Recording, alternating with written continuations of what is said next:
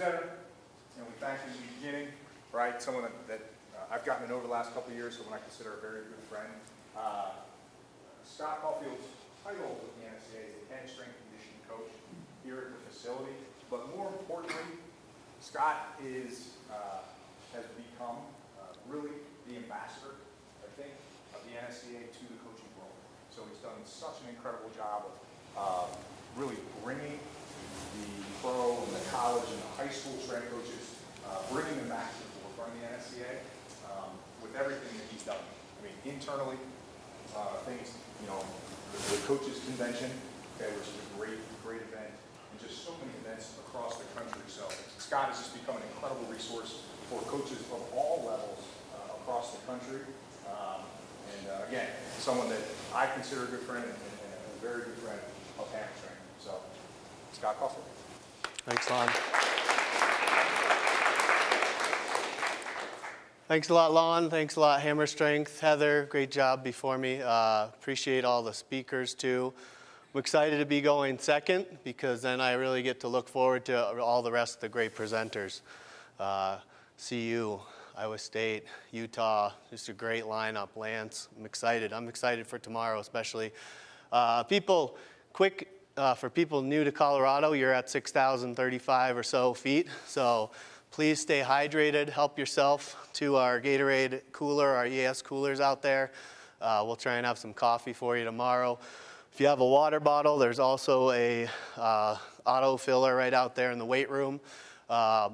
7 a.m. tomorrow morning, we're going to be open for early bird workouts. So if you want to come in and help us break in this new hammer strength stuff, again, Lon was a huge resource for me when we were looking at redoing this weight room and, you know, moving things around and how to really utilize this space best, because this, you know, facility was really built to do stuff like this.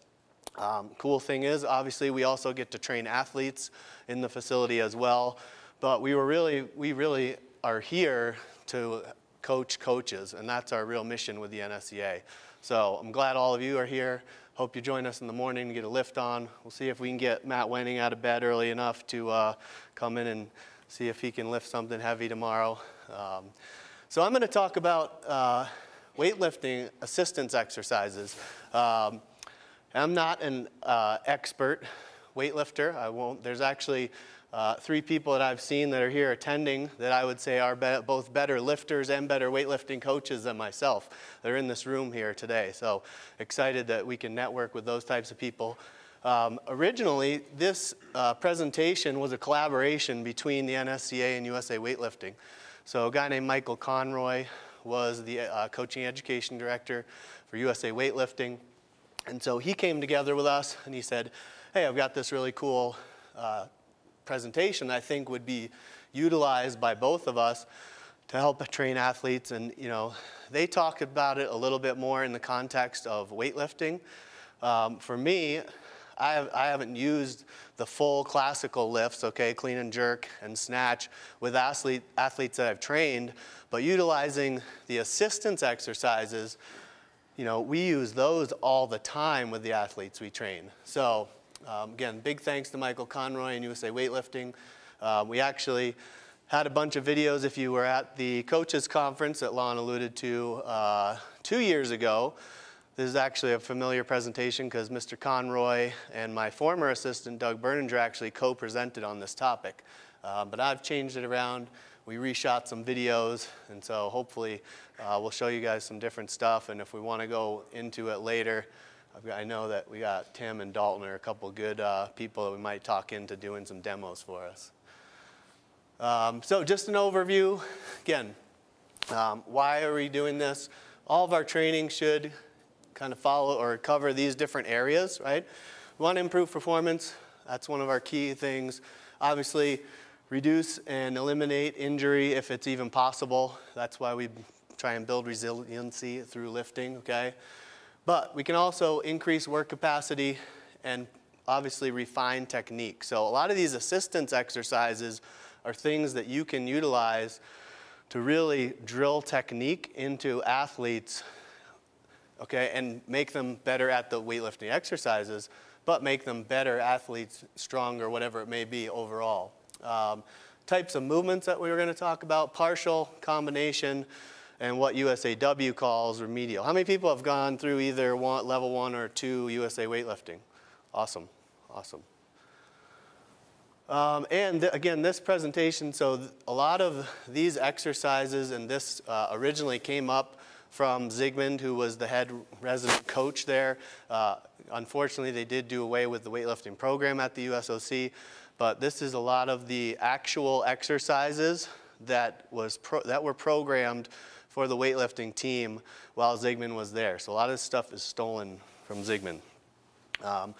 Benefits of using assistance exercises: that we can select movements, focus on weak points, technique concerns, work capacity issues, injury prevention, and improve performance while the athlete is training effectively. Also, Matt Wenning is like the king of assistance exercise, okay? So his is in more of the powerlifting realm and, you know, overall strength training. But this in combination, I think, is a good kind of synergistic effect where we're going to hit both sides of it. But Matt is the king of assistance exercises, and he'll talk a lot more about that tomorrow. Exercise classifications. All right, so again, we all know the competition lifts, or hopefully we know the 2 main competition lifts: snatch, clean, jerk. And then semi-competition lifts, or again, lifts that help promote those exercises. We've got clean, jerk from the blocks, snatches from different positions, cleans from different positions, and lifts from the blocks. Again, I'm going to cover some of the main exercises, and then we're going to show some videos for each of these exercises, which will feature a couple of our lifters from the NSCA. What they call the lift-related exercises, okay? Power snatch, power jerk, jerk balance. You guys can read those. Again, we can go through some of this stuff if you like when we get to the hands-on. Remedial exercises. Again, these are just examples that they utilized at the training center. It's obviously a plethora of other things that can fit into these 2 categories, right? Exercise selection and order is probably one of the main issues or main things that I see from a program design standpoint, as far as new people building programs and designing programs. I think it's important to have a list of exercises that you choose from, that you're not just randomly picking stuff out of a hat, or picking stuff off the, you know, the latest thing that you saw from YouTube, right? You should have a staple of exercises that you choose from. And again, this is not an all-encompassing list, but this is a pretty darn good foundational basic list. Different variations of squat, lunges, right? And you could also add in multi-directional lunges, RDLs. CDL, for those of you that are wondering what that means, is a clean deadlift, so a deadlift with a clean grip. Halting means that we're just stopping at different positions. So from a dead stop, you'll see a couple videos of that.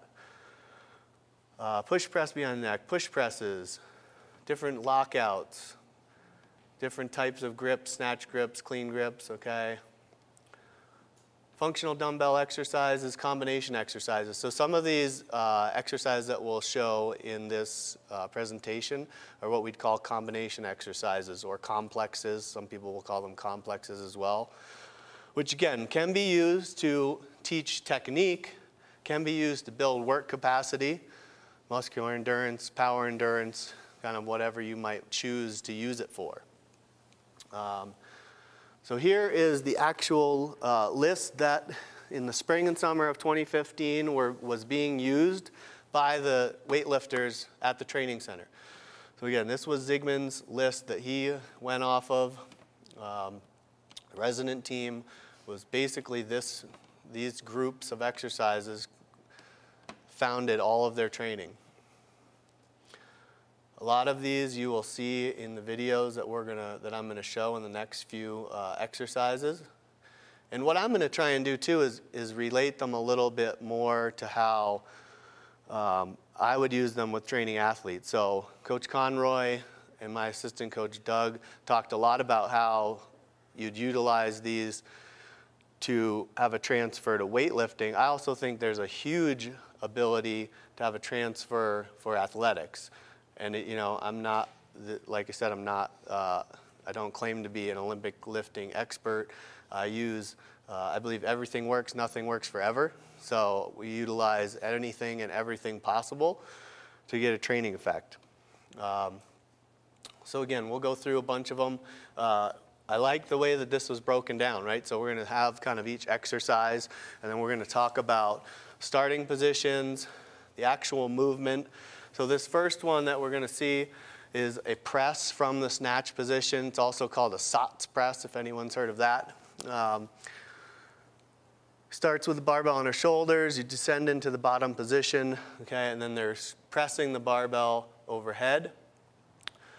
Key points, proper position with your head and chest in upright position.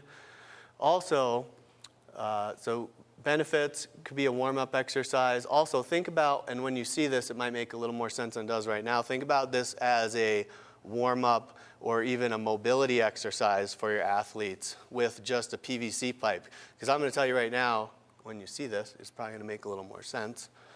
I might have to hit this.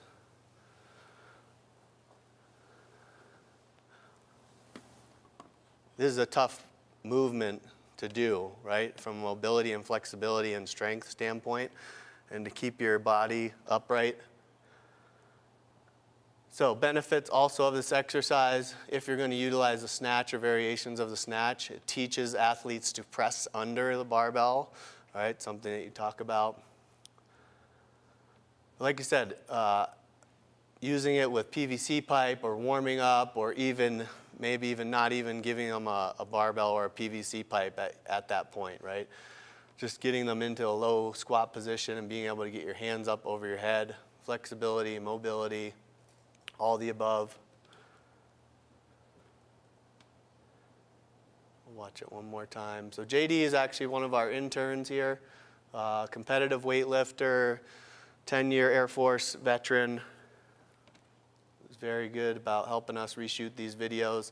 The other athlete that you'll see featured in here is our foundation director. Her name is Carissa Gump. She's actually also 2008 USA weightlifting Olympian from the Beijing Olympics. So, second one that we have. So we're going to go block, snatch, pull, power snatch. And now on this one, I had overhead squat. I didn't have these guys do overhead squat. We just did the block, snatch, pull, and the power snatch.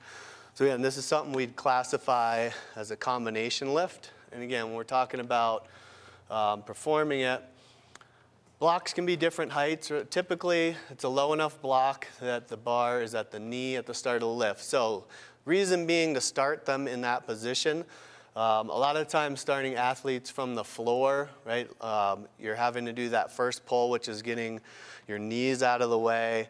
People's positioning gets messed up, especially when you're a new lifter. So allowing them to start elevated, but still in low position, kind of puts you in an advantageous position to learn the motion better.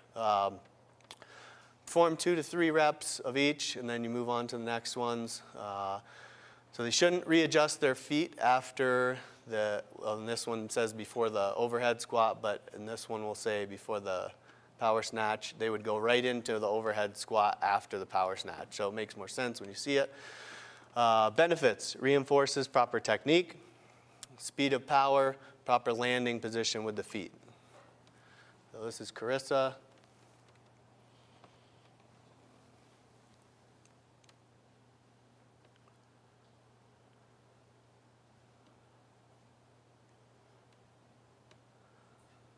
Blocks allow her to get a better pull, a better tall pulling position too. Again, now like I said, she's an Olympian, so she wouldn't have much problem with this doing it from the floor. But if we're teaching new athletes, right, or really long athletes, right, if we're working with basketball players or football players that might be super tall, maybe going from a block is going to give them a little bit of a benefit to learn from. Again, developing those levers to hold the correct position. So really learning how to be set up in that start position is another benefit from starting from the blocks. She's trying to carry the barbell off the platform afterwards. Snatching from the low block, so this is going into the full snatch position, okay? So very similar, low block, ideally mid-shin level, somewhere around there. Reinforcing proper trajectory of the barbell. Greatest benefit when when it's lifted is received in the deepest position. So the transition muscles, like I said, learning, so taking that part where you have to get your knees out of the barbell coming off the floor, right? Or here, you have to be able to do this first and keep good position, which can be tough when you're learning the movement. So we're taking that out. Let's see how JD looks with it.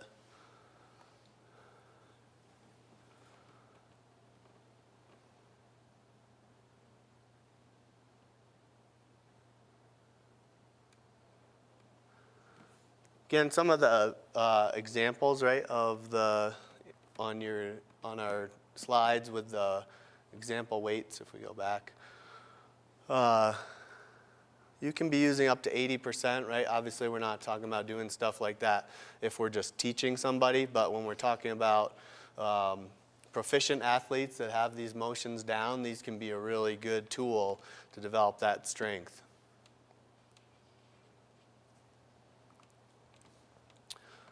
Snatch without moving the feet, and we'll also see the clean without moving the feet later. Feet begin in the landing or receiving position. So for athletes that have trouble getting tall or learning that triple extension, this can be a really good drill, a really good exercise to teach them that. Also, if you think about it, front squat, back squat, overhead squat, power clean, power snatch, clean, snatch, or feet are all usually landing or going to be in about the same position, okay? So teaching them to have that landing position mechanic is just going to help reinforce the movement. So this one might be a little trickier to learn. The bar moves a little bit slower than traditional. If you watch JD. So his feet are not moving except for his heels, except for that triple extension.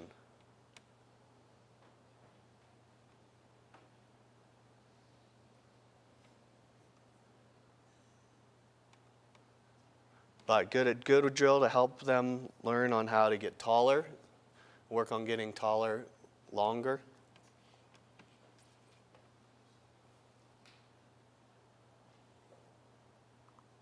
Okay. Snatch stop after start, or what we call a halting snatch or a halting movement. So we go from the floor, from the deck on this one, okay? Once they pull from the floor, then they're going to stop at the mid-shin. They're going to pause there, and then the motion goes from there. So you can also give them a command to do it, or you can just tell them to pause and then go. Reinforces holding proper levers, assists in diminishing horizontal placement, right? The bar getting out away from them, so we're teaching them to keep the bar in closer. Again, most of these are like 2 to 3 reps, depending on what you're going for. Like I said, if it's work capacity, power endurance, something like that, maybe you're going to increase the reps a little bit. Maybe you're going to make it more of a conditioning effect with some of those complex exercises. Pause. Off the floor, pause. One more. Good mechanics right from that start position. And then some of our clean movements. So the 3-stage clean is good for reinforcing our technique. Again, we'll go, the first movement begins from what we call the power position, okay, which is that top position, standing tall. This helps rate of force production. Okay, this is going to be kind of a 3-rep movement. So when we talk about a conditioning effect or a power endurance effect, this is what we're talking about here. Focus on the proper position, obviously. Catching the weight in the correct position as well. So he's going to go high hang, so he's going to stand up. He's going to go high hang first. Then he's going to slide down to ATK is above the knee. He's He's going to do a rep there, and then he's going to slide down to below the knee and do a rep there.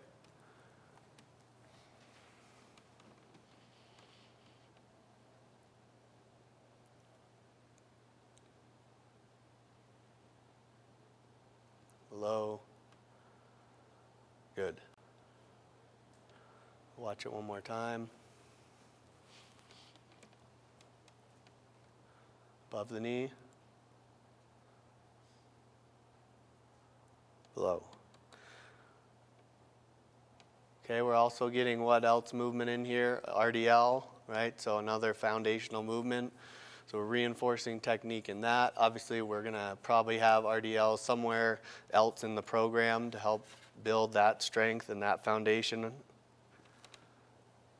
One more.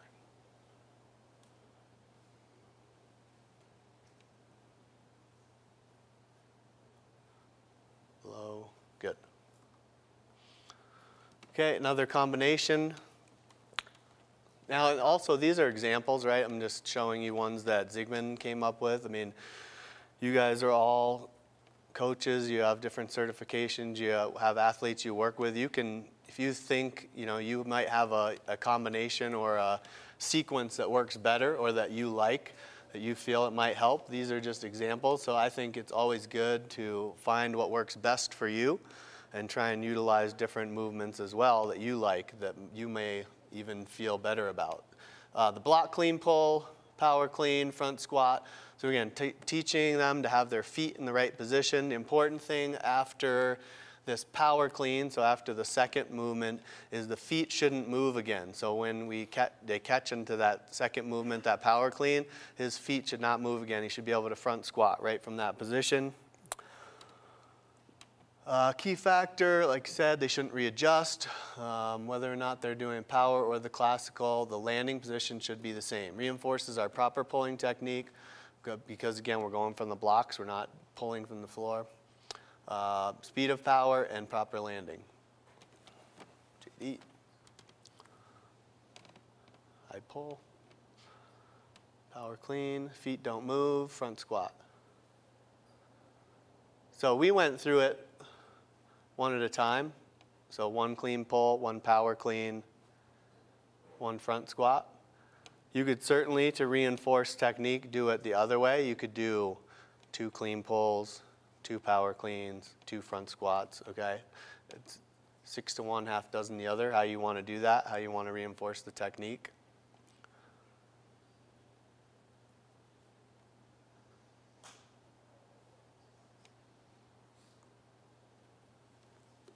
Cleaning from the low block, very similar, obviously, right, to the snatch from the low block. Easier to learn. Again, we're starting the same position that we've been talking about with the blocks, about mid-shin. If you've never used blocks before, too, we have these DC blocks, so great chance tomorrow morning. Come in here. Our staff will be here as well if you want to get in some practice or get some coaching. Also, hopefully some of the other, you coming in to lift tomorrow, Tim? There'll be some other good lifters around that will be able to help us out with some technique stuff. So reinforces proper trajectory of the barbell. Greatest benefit when the lift is received in the deepest position. So it strengthens the transition muscles that are used but when the barbell comes off the floor. Learning to hold those positions, okay, right? Because again, when we're learning it, that can be a tough position to hold when you're getting a couple inches off the ground, when you're not that strong yet. So CJD in action.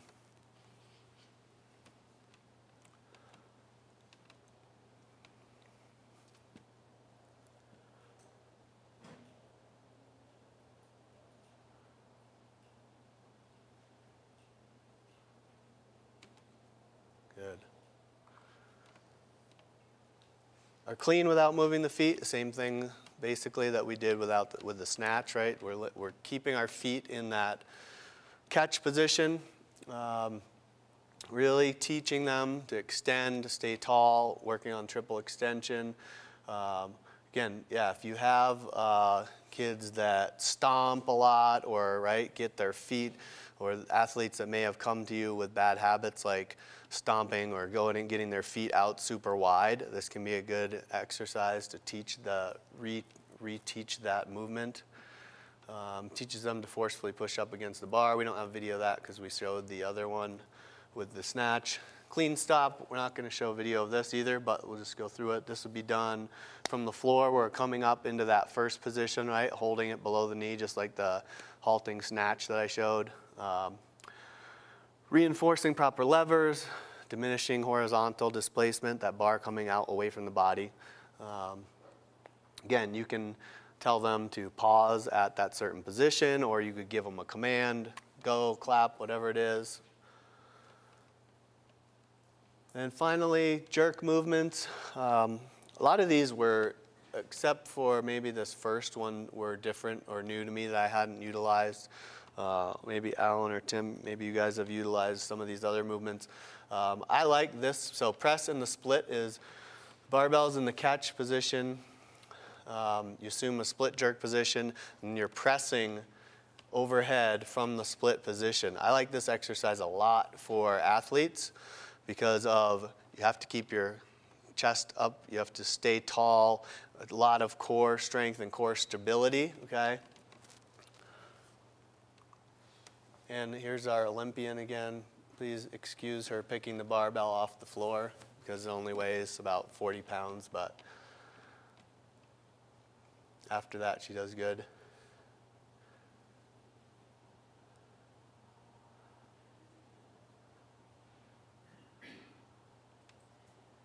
So again, we're just staying in that split position the entire time, okay? Again, if you're training athletes, right, you could have them also alternate the foot. You're maybe not going to teach, like I said, the full clean and jerk. Maybe you will, maybe you won't to your athletes. But if you're doing with athletes, we might utilize having them do 3 reps with the right foot forward, 3 reps with the left foot forward, okay? If I'm not teaching the jerk, then it's not necessarily that important for me to teach them which foot to put forward. I'd rather have them balance it out and trying to get whatever training effect that I'm trying to get out of it for. Jerk step. So again, this is one that the weightlifting team utilized, not necessarily one that I was familiar with. Starting with the barbell in the catch position or the rack position, okay? Front squat position, whatever you want to call it, front rack position. And really, they're just stepping forward. What it's going to be, when I saw this, I was like, oh, it's a lunge with the bar in the rack position, or a front rack lunge. But the reason, again, that utilizing it from weightlifting perspective teaches proper movement or step. A lot of the time, getting that foot out in the jerk, people don't get that front foot out far enough. So this helps kind of teach that, getting that step out and getting the right step when you do it. So we watch. It literally is a front rack forward lunge, but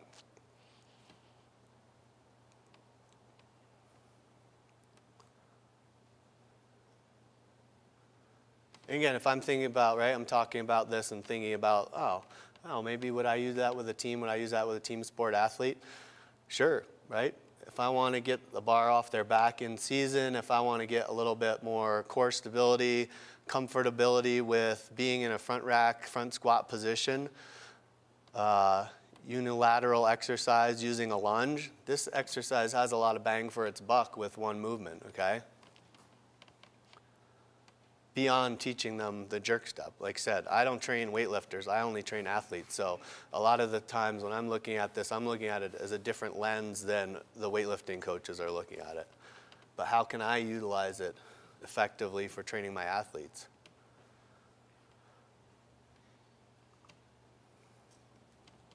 This one, again, was pretty new to me, pretty cool though. Split clean from the blocks. They're performing a clean and landing in a split jerk position. So this is, believe it or not, a jerk is what they classify it as a jerk exercise, or a fundamental exercise to help teach the jerk better. Also could be utilized for people that don't split well. Okay, they were utilizing it with the blocks. You kind of have to put your foot in the right position or else you're not going to be able to do it.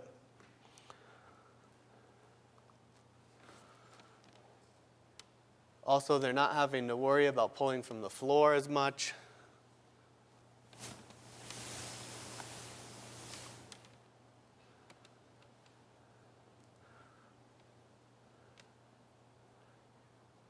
But again, reinforcing that jerk. Have you ever done it, Tim?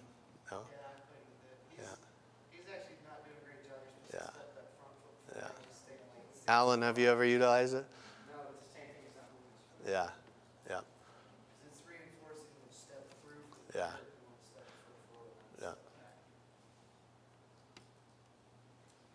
So watch his front foot. Yeah, yeah, yeah. And then our final one, I think this might be the last one I have. Split jerk behind split jerk. So reinforcing, getting the barbell over our head. So they're going to do a jerk from behind the neck followed by a jerk from the rack position. This is helping them, okay, get used to that elbows being down more to press the barbell overhead. Again, a lot of the time, I wouldn't say that, I think, it just depends, I think, but learning to press from behind the neck, often when you first learn, actually makes it a lot easier down the road when you have to press over your head. So the behind the neck press gets them in a good position elbow-wise so that their elbows aren't up too high, and then you have to get under to be in a good advantageous position to press it over your head.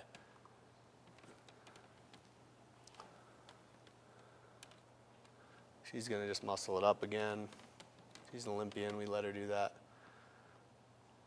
And so she's going to do a few reps of each. So again, this is showing just one of those other ways to do it.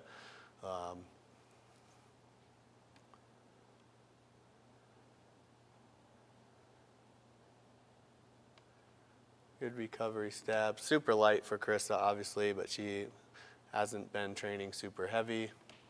Let's watch it again.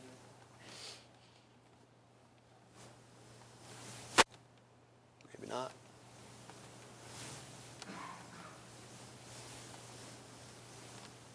Let's not. All right, we won't watch it again. Get the gist of it. So like I said, reinforcing proper form, just getting them used to having that elbow under position is just another reason to use that exercise. Like I said, I think, a lot of these were adapted for Zygmunt to fit his needs, right? You're going to have to figure out what you need with the teams that you work with or with the people that you work with, and what you can do with the athletes you have, what you can do with the facility you have, and, maximize your time, whether, some of these I think will definitely help if you are in a crunch for time and you need to teach technique to your athletes. By reinforcing some of these with these combination exercises, you get a little more, like I said, bang for your buck. You can build some extra technique work into the exercises by utilizing multiple rep sets, whatever it might be, conditioning effect, et cetera, et cetera. Like I said, I'll be here all weekend, obviously. These are the best ways to connect with me, always on my email. I'm the unofficial NSCA social media assistant, so I try and do my best to keep us keep us going and keep us relevant. But definitely, if you want, connect with me on there. If you like strength training, skiing, or dogs, any of those are good reasons to watch my social media accounts. Otherwise, it's pretty boring. But like I said, if there's any quick questions now, we can take a few questions, or else we can take a break, and then we can get into some later stuff when we get out in the weight room after Drew talks. Cool. Let's take a quick break. Let's have a question.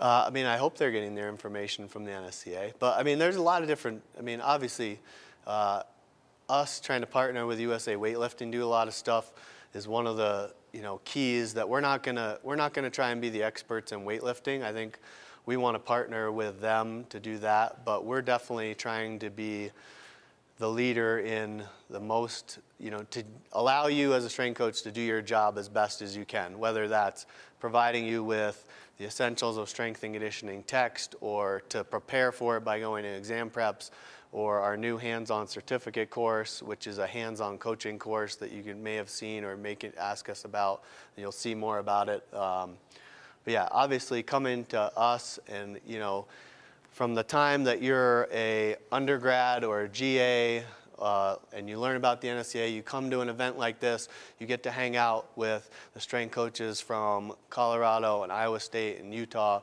and, you know, all these other places, and network and learn how people are doing things wherever they are. You know, that I think, and then you go on through your career. Alan Hedrick, probably the only collegiate strength coach in the country to have 3 different jobs in the same state, maybe, all right? Air Force Academy, United States Olympic Training Center, NSCA headquarters, CSU Pueblo now, you know, 30+ years career. I mean, you know, staying with the NSCA and continuing to learn is just tremendous.